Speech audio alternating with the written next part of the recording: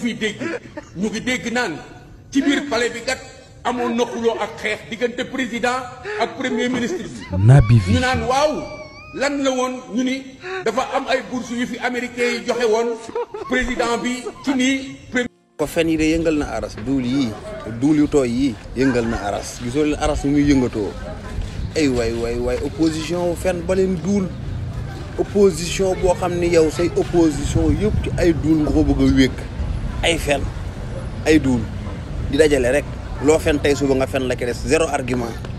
yéen moom neex ngeen a nekkal ci réew mi moom parce que opposition bi amul argument moom jaaxalu nañu yéen amu leen benn argument ay duuli kese ndokk maa xaala 12 ans duuli kase moom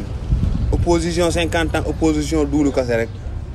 waaw comme que 12 ans nekk ngeen ko ci réew mi di ko duul ay duuli kase di ngeen opposé wu 50 ans di ko opposition di duul kase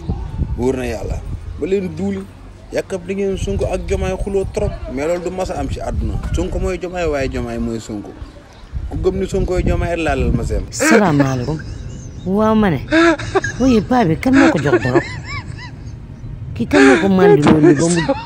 nekk ni di wëndeelu di duulee ka fen naan Ousmane Sonko ak Jomaay dañoo xuloo ci président ba ndax xaw ma kana fa ñëwoon xaw ma ba ñuy dem Touba parce que kii ku ko jox mu foon wala mu jox ko naan ko non père garaawul quoi père kii yar rek xoolal day tax booy wax da ngay am fit ba mu génn ni di day tuba yëm nii en tant que mag nga bejjaaw ci kaw bejjaaw ci suuf di génn di waaye de sabab di wax bu ñàkk fayda di fen en tant que mag nga xam ne lii ngay def sax waru la même bu xuloo amoon sax Sénégal bi ñun ñoo ko bokk defar da leen war mais da ngay gis Sénégal ay paawu doomu xaraam yoo xam ne i ñaan ak soxor li ngeen bëgg yàlla du ko def nag bu yeboo ngeen xam loolu li ngeen bëgg du am kii seen tur yi laa jàppul xaw ma Vito xaw ma jug leen ci seen baay ji jug leen ci paa bi damaa yaakaar ne day suus di volé de kii day suus kii est-ce que du laal ci vodi bi yéen ngeen yaakaar ne commissaire Keita mi du laal ci vodi bi mbay kii du suus yow mii yow tamit yow booy gos yéen jug leen ci seen papa ji boo leen ko mënee internet yóbbu ko fan wala dalal xel ngeen koy suivre di ko ruyal di ko defal ay njur ni muy naan xel mi di dellu si seen boo leen amee papa muy tërëri di dem waroo leen ko bàyyi tamit waroo leen bàyyi seen papa muy tërëri di nii di dem rek doom nawle la doom dafa foor waaye bàyyi tamit bu demee ba yegg yenn âge di commencé génn di wax loo xamante teguwul tamit woo leen ko ci ruqu ngeen yedd ko seen papa la waaye seen xarit la seen nawle la conseil la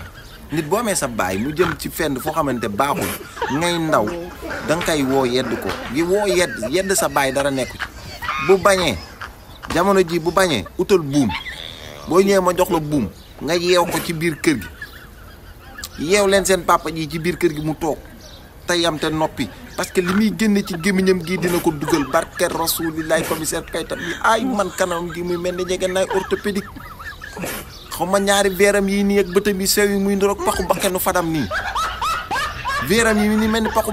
bakkenu fadam bi nii yow booy jug leen ci seen baay man daal conseil bi ma leen wax du ma nekk fi di wax waaye yéen laa jug leen ci seen papa ji te leen jóg ci seen baay papa ji mi ngi dem barki rasulaay mi ngi dem ut est-ce que sa gémmiñ gi sa papa la waaye yàlla du la ci mere ndax li mu nar a génnee ci gémmiñ gee tax du dëgg te suñu borom da ko ci nar a duma woo leen seen baay ngeen yeddu ko woo leen seen papa ji commissaire Keita mi ngeen yeddu ko mën na paccal forox woo leen seen baay ngeen yeddu ko barki alxuraan li mu nekkee ci Sénégal ñaaw na doom tamit jug leen ci ngeen jëm ko yóbbu dalal xel wala fenn mu suivre fa wala ngeen koy jox ay médicament muy naan ngeen koy drogué muy nelaw rek jug leen ci seen baay waaye yéen laay waxal jug leen ci de parce que boo leen ci jugul dina wax ba dugg ndumbi siin de avertissement la nag dina wax ba dugg ndumbi siin parce que li mu wax nii moom lu ne mën na ko ci fekk. asalaamaaleykum sénégalais ñu ngi leen di nuyu di sant borom bi ci ñi mu ñu booleel muy président de la république Bassirou Diomaye Diakhar Faye ak Seydina Ousmane Sonko mu sell mi ak ñi leen bëgg tam ci ñoom yaakaar te yaakaar jooju yàlla na ko yàlla mottali suñ borom mën na ko yàlla làq na lul ba dul tege te kum nar a dimbali xalaatu doomu aadama du la ci déglu te kum du sonal kum nar a noppal te du liggéeyloo kum nar a fay déglu nañu sunu benn góor muy sunu benn baay bu ñuy woowee commissaire Keita ma tudde ko MC Keita ndax tey daa takk ay verre teg ci casquette ma ngay wax ni président Diomaye ak Seydina Ousmane Sonko dañ doon xeex ci palais bi ci màggaluk Serigne Bamba gi cey bàyyi commissaire Keita cey bàyyi commissaire Keita MC commissaire Keita ragalal yàlla ñii avant noo doon dara nga leen yàqe nu ne teewul nit ñi gëme leen nu ne ma dellu ca ma ne bàyyi commissaire Keita Seydina Ousmane Sonko mu sell mi Bassirou Diomaye Diakhar Faye laata moo doon dara yàqe nga leen nu ne te teewul nun gëme nañ leen nu ne ba suñ borom jég suñu ngëm-ngëm ànd ak nun ci li ñu bëgg yëkkati réew mi jox leen ko nu am ci ñoom yaakaar ju wér te ñu mate ko nag te doy nu ci lool te nu gëm ni mën nañ ko bàyyi commissaire Keita yàqe nga nu ne tamo ci solution te fas yéene woon noppalu da nga indi sa bopp goitre baa nga indi sa bopp jafe-jafe booy wax sax da ngay mel ni ko ànd tulak sa sago ndax sa mbañeel ci gaañi te yàlla li muy tànn tàgguwula ci te laajul sa xalaat te dogal na ni mu ko neexe te ni lay amee te bëgg-bëgg suñu borom bu tombeek suñu bëgg-bëgg dañuy sant suñu borom bu tombewul ak suñu bëgg-bëgg it dañuy samp suñu borom massamaak bi mu tombee ak suñu bëgg-bëgg yow bàyyi commissaire Keita Ousmane Sonko la ñu bëgg na xeex ak Bassirou Diomaye Diakhar Faye suñu yoon nekkul ci loolu ndoxali nu ñu gëm ci réew mi am nañ yaakaar ne ñoom mën nañu ko te ñu ngi ci kattanu borom bi sëñ Mountakha sant na leen sëñ Bass Abdou Khadre sant na leen patriote yi sant na leen ñi meroon sax am na ñu leen sant waaye ñëw seen xol xundu ñooñu seen sant du yitte ndax ba ñu démb bu nangoo seen pexe jubul te na ma ko doon waxee ku la yéene dee boo si buroo du ko gëmee bàyyi commissaire Keita àndal ak dal yaa naaru kooni bardan yaa salaamu Ibrahima bàyyi commissaire Keita àndal ak dal yàlla ay dogalam wëy na te sukkandiwul sa mbir bu yàlla nangoon sa xalaat lii di sutti bu yàlla toppoon sa bëgg-bëgg lii di sutti waaye nun patriote suñu bëgg-bëgg la topp moo tax mu jël Bassirou Diomaye Diakhar Faye jox ko réew mi def chef de gouvernement Seydina Ousmane Sonko mu sell mi doyen Tine déglu nan la nga ni Ousmane Sonko koy gouverner bu gouverner wul kuy gouverner moo xeex projet bi moom lañ ci dóor daj na ci lu ne nu di ko yàq te koy wax moom ngay waxal te moo joxoñ Bassirou Diomaye Diakhar Faye ñu ne Ousmane ay Diomaye Diomaye ay Ousmane ñu topp ci ginnaawam bu doxalu koy doxal mooy gouverner bu leen naqaree tey ngeen faatu réseau bi def leen a rëcc la amoon wanni na référence yi ngeen doon jël dakk na mbuuma njam gi dakk na Ousmane li mu wax mooy jubal jubbanti teg ci rang yi jub ci kàttanu borom bi jaajëf yàlla barkeel Naby Vision waay barki démb lañ ne Modou Mbaye jàppal sa baay ndax sa baay ñun lu tax bu nuñ ko wax dara mooy yow ab patriote nga Modou Mbaye waaye Zak bu tegay fa ngir yàlla yonte bi jàppal sa baay ji sa baay ne dégg naa ñu ne mun a Sonko ak Diomaye dañoo jàppante woon ci biir palais bi ndax di nga dem Touba doo dem Touba ak ay affaires yoo xam américain lañ ko joxe yooyu loolu de yëguñ ko léegi man li ma jaaxal mooy ana protocole ba wala ñoom ñaar ñoo tëjee woon seen biir bureau baa xeexu leen bu leen fa xeex de waaye nag loolu nag xam naa ne moom Diomaye moom yor na yor est-ce que xam naa soo koy tooñ rek soo koy tooñ non commissaire Keita mii commissaire Keita yow fooy jëlee information yi man damaa jombi léegi pas yoo xam ne kàcc rek waaye baal leen ñu ko tey rek mais pas yi barki Seydina Muhammad booy wëy ndajaal jàppal ma ñii non nañ ñu wax nag Sonko yow ak Diomaye dimbali leen ñu ngir yàlla ngeen génn wax ñu duma wax monsieur le président ak monsieur le premier ministre de Sonko ak Diomaye yéen ñaar wax lañu la moo nekkoon problème bi ndax xam nañ ne diggante séeréer ak joolaa moom chaque jour affaire de soos la wala du soos bu war a def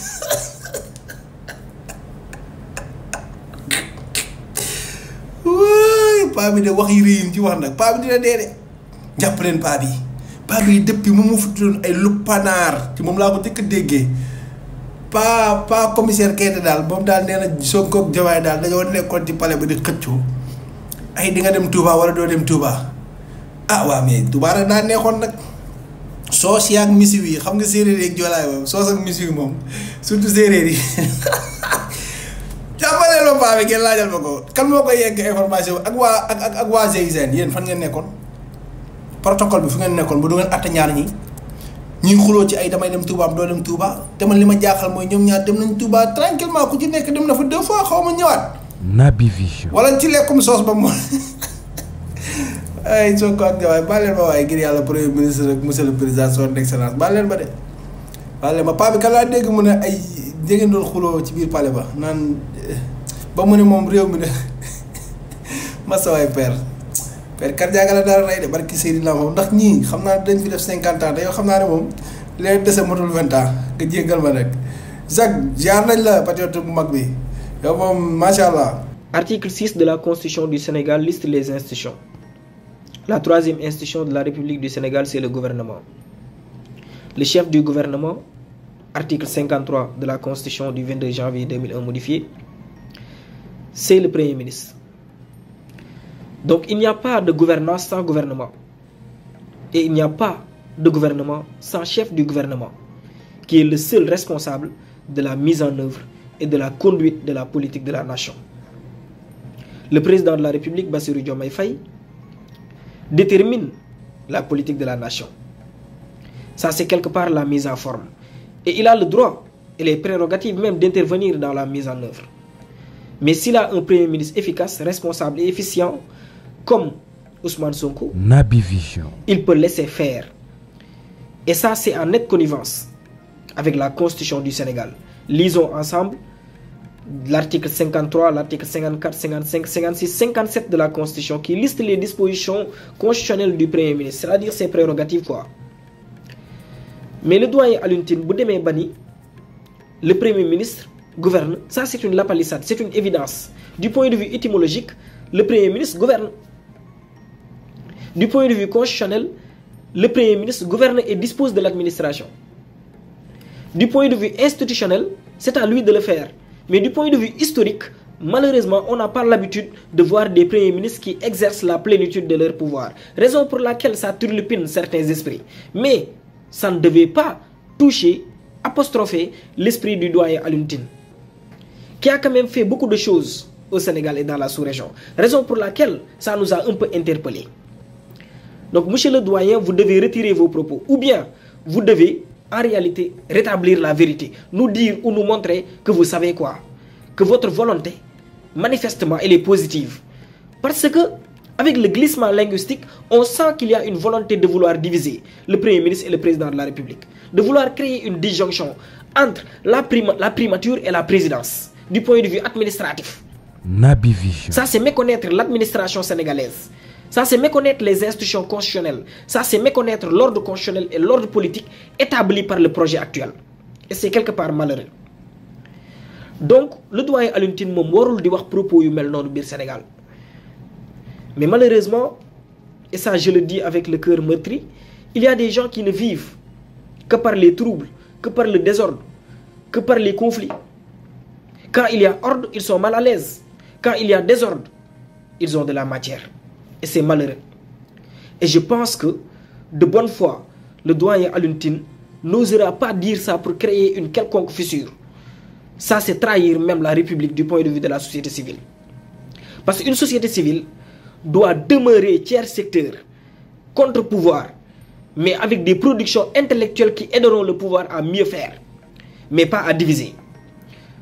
Rappelons-le, une société civile n'est pas conflictogène. Une société civile ne vit pas que par des conflits. Une société civile contrôle, observe, aide même quelque part le gouvernement à sensibiliser,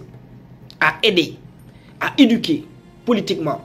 les citoyens du point de vue de la civilité, du civisme et de la citoyenneté. C'est ça la responsabilité morale et sacerdotale d'une société civile. Donc ñu gën a xam li ñuy wax, gën a xam fi ñuy taxawee te xam ni li nga xamante ni moo ngemb premier ministre Ousmane Sonko ak le président de la République et tout son gouvernement du ay caaxaan ci ay wax ci ay manipulation ci ay propagande yu koy yàq. Naby Vision. Et on a des gens très responsables qui savent rétablir la vérité quand il le faut. Je vous remercie.